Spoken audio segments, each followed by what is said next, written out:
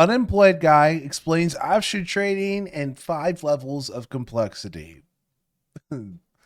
I'm pumped for this video. Hi, my name is Ben. I'm an unemployed financial professional on YouTube with 0 certification, training, or formal education. That's why today I've been asked to explain option trading to you in 5 levels of increasing complexity. In the modern world, whether you like it or not, you're probably going to be downloading Robinhood or some Robinhood equivalent at some point in your life. I'm not here to make judgments about whether putting options at people's fingertips in a fun, gamified format with practically 0 legitimate vetting process is a good thing. You can look at the data and make that decision for yourself. Also, I decided to do some picture book drawings because I'm better at reading.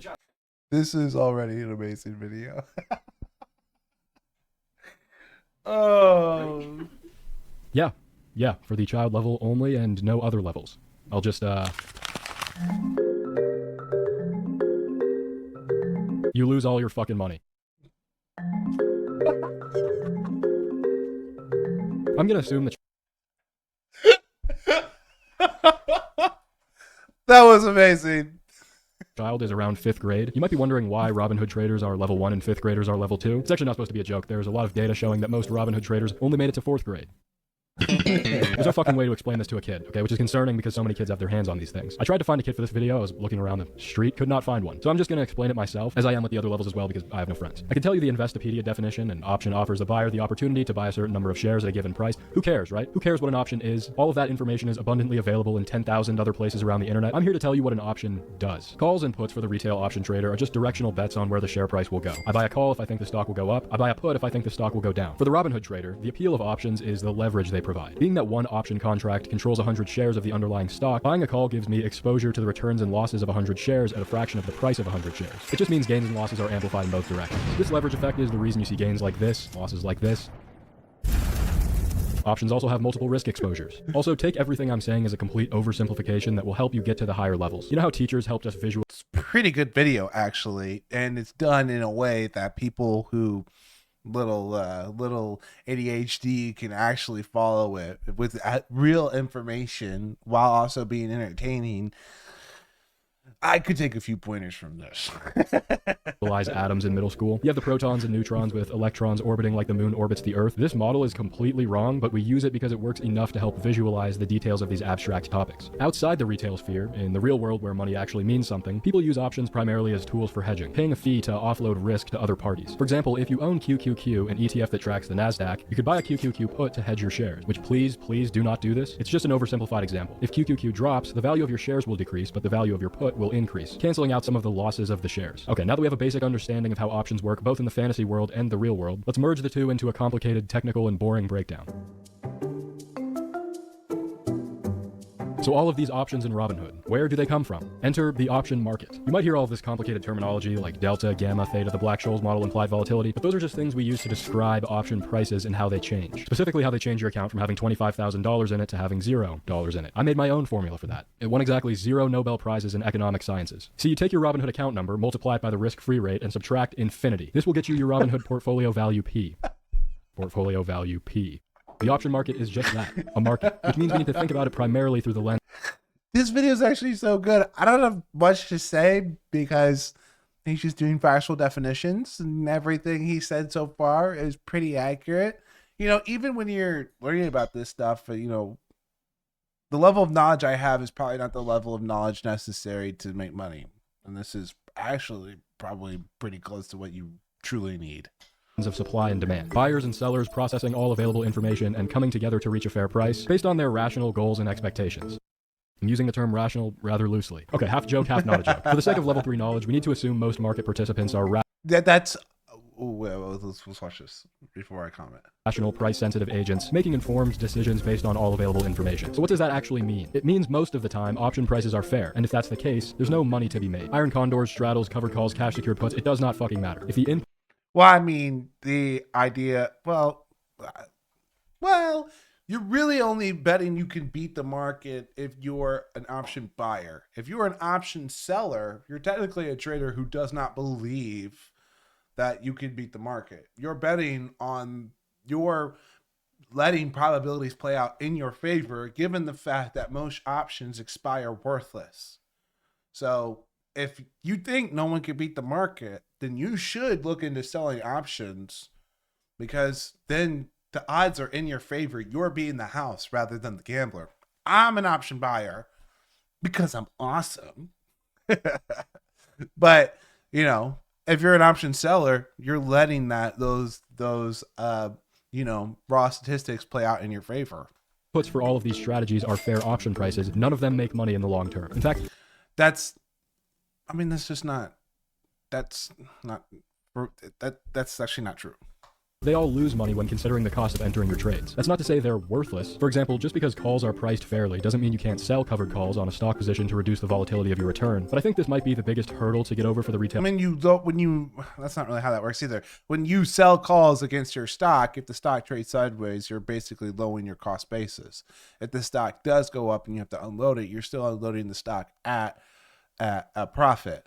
And if your options are priced reasonably for enough premiums, you're getting paid a decent amount to take that risk with not having the infinite upside risk because you're selling options. And here I am giving this very boring explanation instead of doing it in a very fun, entertaining way like he does. So lots of you have quit watching this now.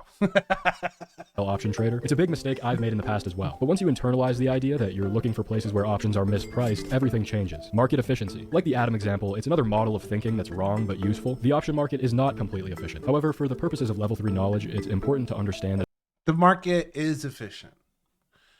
Like efficient market. Okay, this is my thesis. Markets are efficient, and you should be trading in areas where the market is achieving that efficiency. So as someone who's trying to beat the market, we're not talking about option selling right now. We're talking about option buying. I participate when it's in the process of adjusting to new information. And there are different tools and indicators that you can use to look for that. And I don't mean like just using technical analysis. I mean simple things like what sectors are outperforming the S&P and receiving more buying. Okay, I'll put my interest there because there might be some broad trend that's happening where more interest is in that. And so the market is shifting money to that. Okay, so the market is in the process of becoming efficient, and therefore money is flowing in and prices are going up. You know, it doesn't mean it's inefficient. It just means it's achieving efficiency. It's not like every second of every day the market is exactly where it should be. Like some of these processes take time. Like things work towards efficiency, right? Then you have outlier events of like GME and stuff, but it's like basic statistics. Outliers do not break rules. Like they just happen. Okay. Broadly and generally, these are the rules. it's far more efficient than inefficient. Investors are relatively rational, I think, which means options are priced based on the market's best guess of the outcomes of the underlying. Guess is far better than the ones you have about next year's AirPod sales not being priced into Apple's share price. Let's actually use that Apple example for a second. Imagine you just realized, wait a second, Apple is probably going to release another iPhone this year, because they do that every year. This will probably be reflected in Apple's quarterly earnings report, driving the share price up. Yep, the young Warren Buffett over here thinks the next iPhone launch isn't priced in. Instead of thinking about it as, I'm going to buy calls because I think Apple's share price will go up, someone with level 3 knowledge would think, I'm going to buy calls because the option market is implying a 10% chance Apple will go up 5% in the next 90 days. I think it's closer to a 20% chance because of these reasons. Using this method of thinking allows you to see whether you're paying a fair price for the probabilities the market is offering you. If the market is implying a 10% chance of a certain outcome, and you also think there's a 10% chance of that outcome, why take the trade? You're giving away money in commissions and slippage for an outcome that's fully priced into the option you're buying. You can use Thinkorswim's probability analysis tool to look at these implied outcomes. That's pretty good explanation. It's still not quite right to what it takes to actually make money on the market. You know, when we're talking about that market efficiency and stuff. But it's decent. It's pretty good. It's way more entertaining than mine. A lot of this is stolen, adapted from this book, Trading Volatility. It's an insanely comprehensive 300-page guide of doing basically everything I'm talking about. The PDF is completely free online. I linked it in the description. This isn't sponsored or anything, but Colin Bennett, it could be, for the right price. Also, I don't know what kind of drugs they were on when they did the graphic design for this cover. I promise you it won't give you any viruses. I just picture this genius guy, undoubtedly worth hundreds of millions of dollars, previously head of Delta One research at Barclays Capital. I don't even know what that is. And then the publishers were like, what do you want to put on the cover? Space. Space, cool. And not even an actual image of space, like the 3D models of the moon I used to make in Blender in 7th grade. This looks like it should be going with a score from Hans Zimmer and Matthew McConaughey saying some profound shit. And then you see trading volatility, correlation, term structure, and skew. Oh, Maybe the idea is that it's supposed to demonstrate that we're sitting on this rock in the middle of infinity and nothing fucking matters, so you may as well spend your useless life making as much money as possible doing an activity that contributes absolutely nothing to society. I'm done. I'm sorry. I get going. This guy's actually hilarious. I can't stop. This book is insanely good, and the fact that it's free is mind-boggling. I linked it down below. So how does the option market tell us the implied outcomes of the stock? Enter implied volatility, the thing that you learn when you get to level 4, apparently. This is where the fun begins, if the fun is gaining a deeper understanding of complex financial products. A definition of fun that no one on planet Earth has ever used, except maybe this guy. Here, a graph of GameStop's implied volatility. I'm using GME because it's one of the best case studies of this idea. You might have heard people say sell Making money is fun, by the way. It's a lot of fun. high implied volatility and buy low implied volatility. I've definitely made this mistake in past videos. And while high implied volatility on an absolute basis can mean it's expensive, it doesn't necessarily need to. We measure the relative cheapness or expensiveness of options based on implied versus realized volatility, because in theory, if you sell an option and hedge away all directional risk, its return is based on the volatility implied by the option market versus the subsequent realized volatility. Take, for example, GameStop. If you add the realized volatility back to the chart, you see something interesting. Two levels of similarly high implied volatility, one expensive, one cheap. The point is even more obvious when you plot the ratio between implied and realized volatility. Generally speaking, the larger this spread, the more expensive options are. Sometimes those high prices are justified. They're being driven by real expectations for large future volatility. Other times, like in September of 2020, they're not, and we can sell them to make money. This chart is from a platform called Predicting Alpha. I truly don't know anywhere else you can get tools as useful as the ones on this platform. I use it every day. In fact, I just read a paper talking about selling options on the stocks with the highest media coverage during earnings. Systematically doing this returns an average of 10% on the earnings date. I cannot overstate how useful it is to look at the implied earnings move versus the historic implied earnings moves to find these stocks with the most overpriced options. It's everything you need laid out in a simple and practical manner. I always want to try to give you something free if possible. Market Chameleon is good. You're just not going to get access. Man, you better know how to manage out of those positions and have the capital to do so. Jeez, one of our traders just sold calls on MDB because it was pricing in a 30-point move. Well, then it gave a 80-point move over the next several days. He ended up making money, but the amount of risk you're doing that into earnings, because markets can surprise, and you're gambling on earnings where, you know, everyone's done a massive amount of analysis. You need to have a good fundamental reason why, and you need to have the options priced in. And typically for those, whether you're buying or selling, you're taking an exceptional amount of risk. And the reason I hate that type of trading the most is because when you're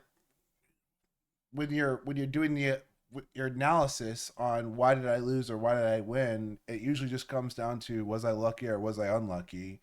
And that for me is not like a real process. That's not a real strategy where most of your outcomes are out of your control. Now, granted, if you're selling options into an earnings event, you're gonna win a majority of the time, most likely, if you're running through the process that he just explained and you're tracking volatility. And like that, but again, this is definitely more useful for option sellers and option buyers. You're gonna win a majority, but when you lose in that type of trade, you lose so horrifically bad. If you don't have a ton of experience with managing your emotions during those time periods, it can just go south so fast. It's just unnecessary amount of risk, in my opinion. To the really useful stuff unless you're paying for premium. I've tried to pirate this stuff. Impossible. And trust me, if the dark web is the Caribbean, I'm fucking Jack Sparrow. The feds are going to be knocking on my door any day now, guys. It's bad. You can get a free 30-day trial for Predicting Alpha if you use the link in the description. Especially with earnings right now, I'd encourage you to just try the tools and see what you think. If you don't enjoy it, you can always cancel before the 30 days are up. Understanding implied volatility is critical. Even if you're... This is what I need to do. I need to make more entertaining videos like this, and I can get sponsors. Good video overall. I mean, getting some things wrong, but generally it's good. Just using options to make directional bets on the share price. People bought puts when GameStop was at $400 and still lost money. Leave it to Wall Street Bets to somehow fuck that up. Volatility is defined as the annualized standard deviation of logged returns. I promise you it's relevant. I wouldn't be teaching you math unless it was absolutely necessary. So what do we actually mean when we say GameStop has a 30-day implied volatility of 400? To understand it more simply, you can take your implied volatility and divide it by the square root of the number of trading days in the year, which conveniently turns out to be 16. Take whatever number is on this line and divide it by 16. This gives you the market's estimate of how much a stock is going to move each day within the lifespan of the option. In GameStop, GameStop's case, the 30-day implied volatility was suggesting the stock was going to move an average of 25% per day for the next 30 days, which when we say it's the estimate, we have to remember that implied volatility is implied by option prices, and option prices are determined based on supply and demand. The Black-Scholes formula requires inputs, one of which being an option's price. Implied volatility is the output. I know, fucking complicated, but it's critical to understand. Because if a ton of people want calls, maybe a ton of retail traders looking to squeeze hedge funds, the price goes up, regardless of what a realistic forecast of volatility might be. Consider when GameStop's one-year IV got up to 212%. If we divide by 16, we can see the option market was implying GameStop to move 13% per day for the next year. GameStop was never going to move 13% per day for a year. Shorting that was as close to free money as you could have ever gotten. So while yes, the option market is largely efficient, there are a lot of instances when it's not. I like looking at GameStop because it's the most exaggerated example of the things that can happen on a smaller scale every day. While there isn't always a mainstream movement to use the stock market for social justice, a lot of the ideas that made this a profitable opportunity for the option trader carry over into other areas. GameStop options were incredibly expensive due to supply and demand imbalances. I mean, like he said, you could have even just shorted it with the stock. You know, if you're in a margin account, you could have just gone straight short. You would have made a ton of money, or you could have sold calls against it. Even then, like on the way up, you know, we've got a whole video where Abe was talking about how he was selling calls on GameStop a little bit too early and what that management process was like. And he almost lost literally all his money coming in too early. So, you know, even then, timing the top on something like that is extremely difficult. And you're better off trading things that are not, especially if you're new, you're better off trading things that are not extremely outlier, abnormal events like that. Driven by market participants that were not price sensitive. Generally, investors are rational and don't like buying overpriced options. But let's look at another practical example of a similar idea. I'll link this down below. I'd recommend you read it, but I'm going to try to adapt it in my ways and, you know, ruin all the hard work that undoubtedly went into this. Imagine we have an ornamental gourd farming operation. We produce 50,000 pounds of gourds. I don't know what kind of units we're using here. I don't know the strength of those edibles I took either, if that helps explain why I'm using ornamental gourds as an example. I buy put options to hedge any decreases in the ornamental gourd price. If the price drops, maybe due to new gourd supply being introduced into the market, my puts increase in value to offset the decline in the spot price. Now, if I'm running an ornamental gourd farming operation, I'm not concerned about overpaying marginally for my hedge. I've got other problems to worry about, like diseases and aphids and the half bottle of wild turkey I've been downing every night to try to convince myself this is what I want to do with my life. It's actually incredible what you can find on the internet. This huge demand for put options drives up prices, just like the demand for calls drove up prices in GME's case. Same. How many views does this have? He got 2.4 million people to learn about realized and implied volatility. This guy's awesome. This guy's video is awesome. What a G. Principles on a different scale and for This is aspirational. This is awesome. different reasons. Commodity producers need to hedge risks and are therefore willing to overpay. Retail traders have a personal vendetta against hedge funds and are therefore willing to overpay. In both cases, you can sell these options and make money. Not because of iron condors, butterflies, fucking any other strategy you see on TikTok, but because fundamentally the options you're putting into these structures are overpriced. This is the foundational idea that allows any of it to work, or not work in most cases. Whether it be through research papers or relative value and I mean, the reason most of these people don't make money on options is, I bet you anything, a large majority of people haven't even seen this video. 2.4 million people. How many of those people actually want? Because I highly doubt you could just watch this video and be like, oh, now I get it. How many of them then went back and really studied to the point where they actually understood this stuff and then actually applied it to their trading in a very disciplined way?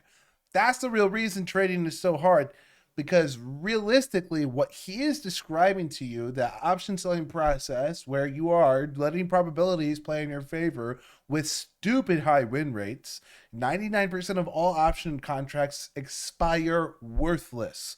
We're talking stupid high probabilities in your favor. You're not going to make as much as an option buyer, but you're taking way less risk, and you can outperform an index and stuff using this methodology. But how many people are actually going to do all that work and effort and then create a real process with it? That's why most people don't make money. analysis, using the knowledge of implied volatility to find cheap and expensive options is key. Oh, he goes deeper than this? That wasn't even the expert. Okay. You know what level 5 knowledge is? I don't have it, but if I had to guess, this would probably be pretty close. Ah, yes, another perfectly rational agent within the efficient market. I probably need